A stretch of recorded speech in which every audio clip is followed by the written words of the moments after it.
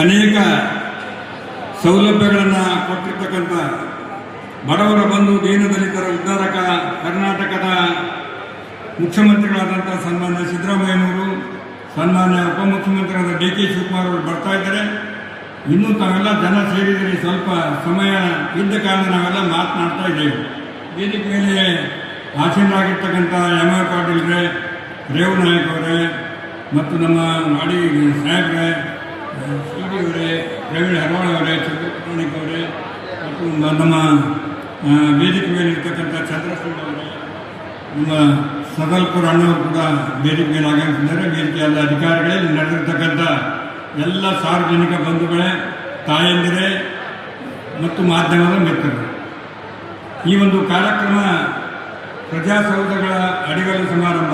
ಸುಮಾರು 16 ಹೊಸ ಪ್ರಜಾಸೌಧಗಳು, ಅಂದರೆ ಯಾವ್ಯಾವ ತಾಲೂಕು ಆದ ನಂತರ ಅಲ್ಲಿ ಪ್ರಜಾಸೌಧ ವಿಧಾನಸೌಧ ಟೈಪ್ ಎಲ್ಲ ಇಲಾಖೆಯ ಕಚೇರಿಗಳು ಕೂಡ ಅಲ್ಲಿರಬೇಕಂತ ಹೇಳಿ ಅಜಯ್ ಸಿಂಗ್ ಅವರು ಅಧ್ಯಕ್ಷರಾದ ಮೇಲೆ ಒಟ್ಟಾರೆ 7 ಜಿಲ್ಲೆಗಳಿಗೆ ಹೈದರಾಬಾದ್, ಕರ್ನಾಟಕ ಈ ಭಾಗಕ್ಕೆ ಏನಂದರೆ 16 ಹೊಸ ಪ್ರಜಾಸೌಧಗಳು ಹಾಗೂ ಸುಮಾರು 600-900 ಕೋಟಿ ರೂಪಾಯಿ ವೆಚ್ಚದಲ್ಲಿ 300 ಹೊಸ KPSC ಶಾಲೆಗಳು.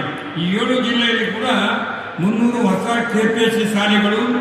ಅಜಯ್ ಸಿಂಗ್ ಅವರು, ಪ್ರಿಯಾಂಕಜಿಯವರು ಮತ್ತು ನಮ್ಮ ಶರಣಪ್ರಕಾಶ್ ಪಾಟೀಲ್ರು ಇವರೆಲ್ಲ ಏನಪ್ಪ ಅಂದರೆ ಮುಖ್ಯಮಂತ್ರಿಗಳು ಬಂದ ನಂತರ ಏನು 371 ಕಲಂ ತಿದ್ದುಪಡಿ ತಮಗೆಲ್ಲ ಗೊತ್ತಿದೆಯಲ್ಲ.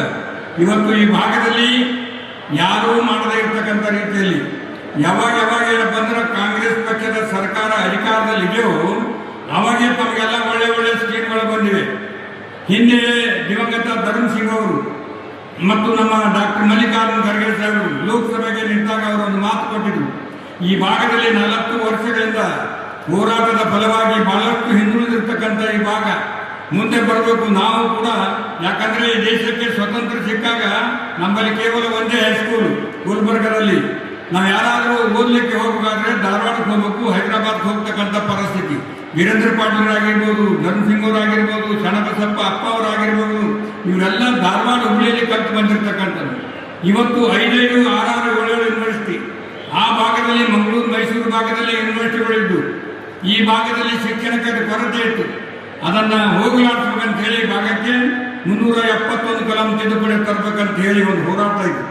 ಆ ಹೋರಾಟ ಯಾವಾಗ ಧರ್ಮ್ ಸಿಂಗ್ ಸಾಹೇಬರು, ಸನ್ಮಾನ್ಯ ಮಲ್ಲಿಕಾರ್ಜುನ್ ಖರ್ಗೆ ಸಾಹೇಬರು ಲೋಕಸಭಾ ಚುನಾವಣೆಯಲ್ಲಿ ನಿಂತು ಮಾತು ಕೊಟ್ಟಿದ್ರು, ಅವರ ಆರಿಸಿ ಬಂದ ತಕ್ಷಣ ಈ 371 ಕಲಂ ತಿದ್ದುಪಡಿ ಎಲ್.ಕೆ. ಆದವರವರು ಆಗಲ್ಲ ಅಂತ ರಿಜೆಕ್ಟ್ ಮಾಡಿದ್ರು ಕೂಡ ಸರ್ಕಾರದ ಎಲ್ಲ ಮನೆ ಭಾಗ